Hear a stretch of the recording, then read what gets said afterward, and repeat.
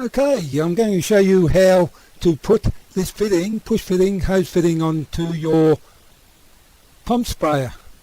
And here, start off with putting this on. All you need to do, as you can see here, you have a bit of problem getting this on, of course, over the lip. And what we've done is got a heat gun, and we're going to heat until it's pliable that we can push it on. And as you can see, I've sort of foiled on either side, so it pushes on much easier. So it's pliable at the moment. So you push it on and then pull it back, it won't come off, and that's already on.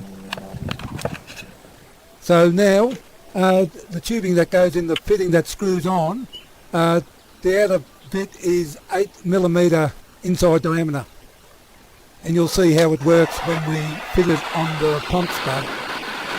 Anyway, we'll heat this. You've got to heat it up until it's practically melting. It seems to work much better.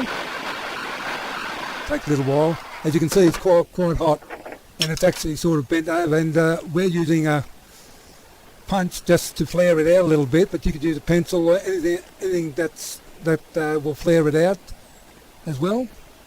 And like that, and when it cools down, it'll be flared, and that will be right. So here we've got the bit that we got out of the pump sprayer, and it goes that way that we had it.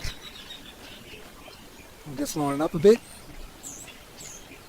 So now we get the tubing that we've made early on, we put it in the fitting like this. Make sure it's a little bit longer, that way you can sort of pull it through. As you can see, it's lined up there, and you line it up there, and as long as it's flush on it, you screw it on. Once you get going a little bit, I'll just get a spinner and tighten it up. Tighten up quite tight. Just a couple more, and it's done. And that's how it's done. And the excess tubing there, just all you need to do is just cut it flush with a Stanley knife or something like that. And I hope this helps with people. You can now connect anything that's got a hose quick connect. And well, I suppose that's about it.